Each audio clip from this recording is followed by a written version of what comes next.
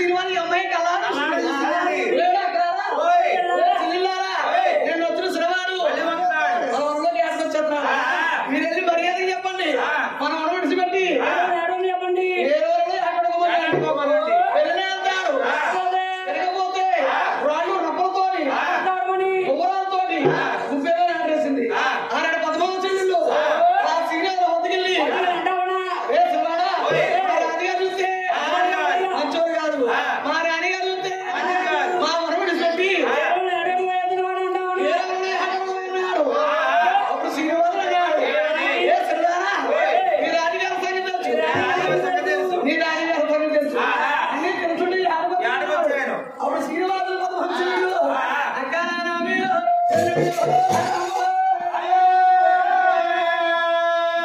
కొట్టండి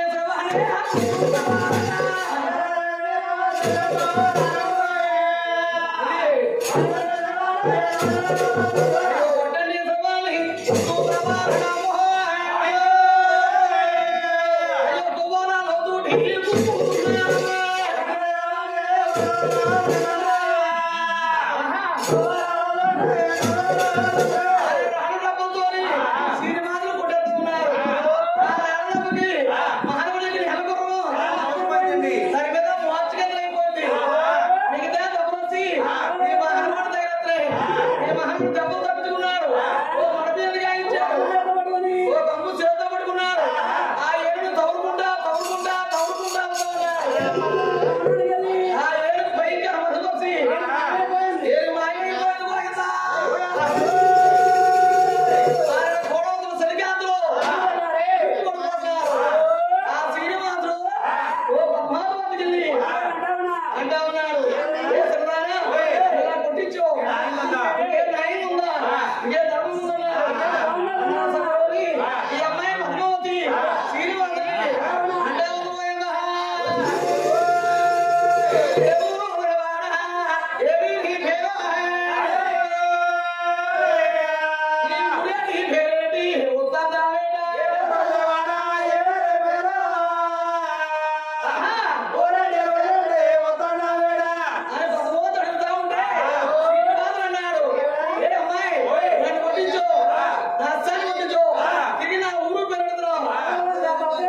అయితే సిద్ధాలకిచ్చు అతను ఏడాలు పుట్టారు మా ఇల్లు నా ఉగ్రాదేవి నా తల్లివారు నా గోత్రం నా శ్రీగోత్రం నా నామం కృష్ణురాము నా గురువు గారు శుక్రవారు నా పేరు శ్రీనివాసులు ఈ మాత్రం అనుకుంటారా నా ఊరిలో నా పేరులో ఊరు పేరు అమ్మాయి అన్నారు శ్రీనివాసులు అన్నారు ఏ శ్రీవాడా నాగాసు రాధి గారు మా నాన్నగారు మా తల్లిదేవి మా తల్లివారు నా పేరు పద్మావతి యువరాజు సుమారి ఎవరాడివా అప్పుడు శ్రీనివాసులు అన్నాడు నీ పెళ్ళయిందా అన్నాడు ఊరు పేరుకి పెళ్ళకి వస్తావా ఆకలి కాబట్టి అబద్ధాలు చెప్తుంది ఏ శ్రీవాడా నా కాలుకు పాలనాలు ఉంటాను తెలియదంటా ఉన్నాను ఈ అమ్మాయి శ్రీనివాసులు అంటుంది ఏ శ్రీవాడా నీకు పెళ్ళయిందా అన్నాడు నీకు పెళ్ళలేదు నాకు పెళ్ళవలేదు ఈ జనంలో పెళ్ళి చేసుకుంటే నిన్నే పెళ్లి చేసుకుంటా నిన్నే చేసుకో శ్రీనివాసులు పద్మావతి ఆ ఉద్యోగంలోని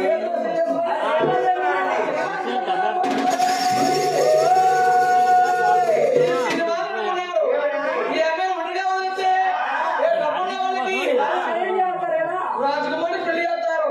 ఈ అమ్మాయిని ఎవరు తగ్గకుండా అమ్మాయిని పెళ్లి చేసుకోవాలా ఆనాడు శ్రీనివాసులు పద్మావతికి ఉద్యోగంలోని నా మంత్రులు